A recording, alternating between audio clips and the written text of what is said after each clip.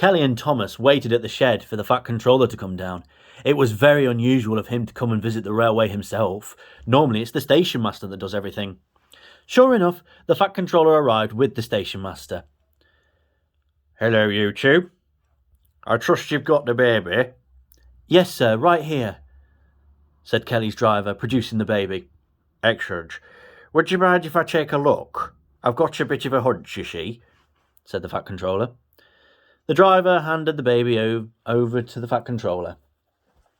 The Fat Controller looked carefully at the baby's features. It was incredible that a baby could look like the engines. "Well, this is very strange. I don't know how to explain it to you.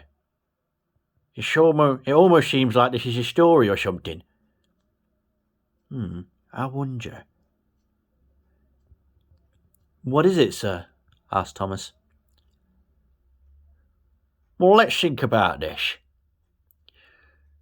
Kelly gave birth to a baby, and no one can explain how that happened, can they?"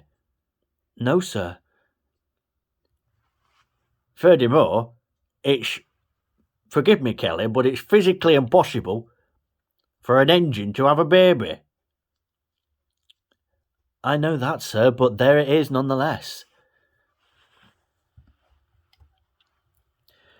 "Well, we actually checked the CCTV footage of the shed, and no one's been in or out, except your crew, and I doubt they'd have put it there.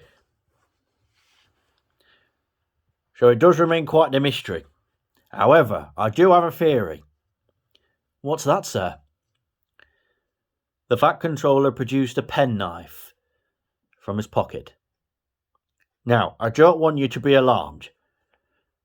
But the engines were alarmed. The Fat Controller was holding a baby in one hand and a penknife in the other, with the blade out. "Sir, no, don't. Whatever you're going to do, don't do it," they pleaded. "Look, none of us know how that baby got in Kelly's fuse box. One thing I can say is that it shouldn't exist." "That doesn't matter to us, sir. We love our baby." "That's as may be. But I have a theory. If you'll let me test it, we could get to the bottom of this mystery." The two engines looked at each other. If this theory doesn't prove true, then I'll allow you to have another." Kelly was shaking. "All right, sir. Do what you must." She was shaking all over, and so was Thomas. Thomas was getting angry. "Sir, you can't do this. It's a baby, a living, breathing baby. You can't do this." No, Thomas. I know you have reservations, but I need to test this theory." "Can't you just tell us what it is, sir?" "No." And with that, the Fat Controller plunged the penknife into the baby's heart. "No!" screamed Kelly. There was a pause, and then the baby disappeared. "Just as I thought." "Sir, what's going on?"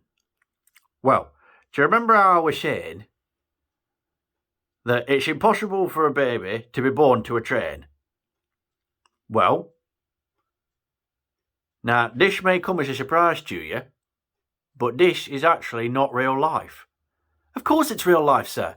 "No, that's what we've been led to believe. We're just stories." "Stories, sir?" The Fat Controller stepped closer.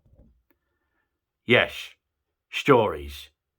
Stories for the world to see." "But, sir, how can that be?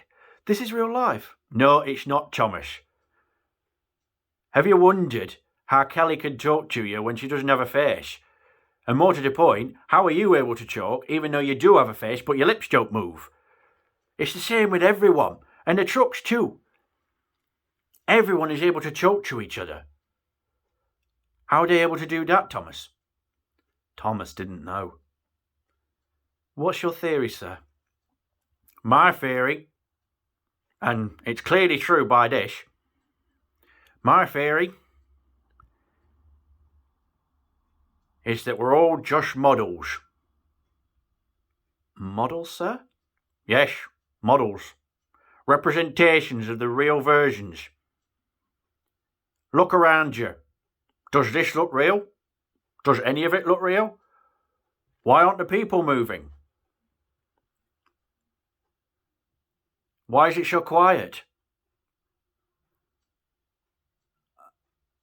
Thomas was unsure, and so was Kelly. We don't know, sir. Exactly. This is all fake.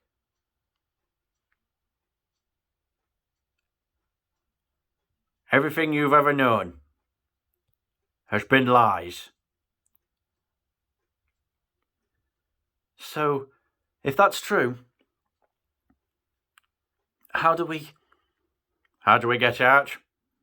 I don't know. I guess we're going to be trapped in here forever. There's got to be a way out, sir. A way to whatever the alternative to this is. Well, I do have another theory. What, sir? Well, let's think about it. Every story practically begins with this shed.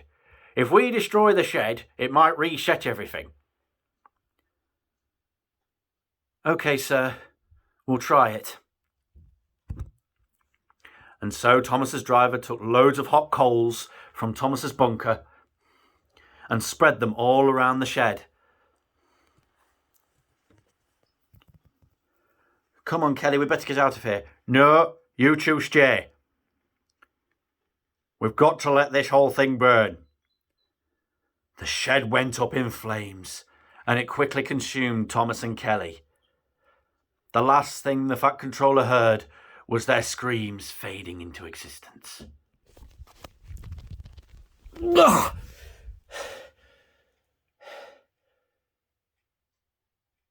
That was weird.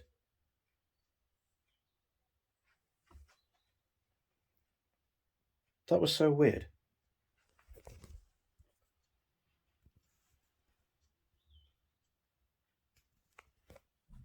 The shed's not on fire.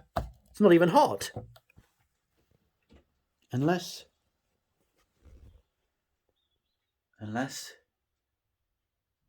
it was all just my imagination.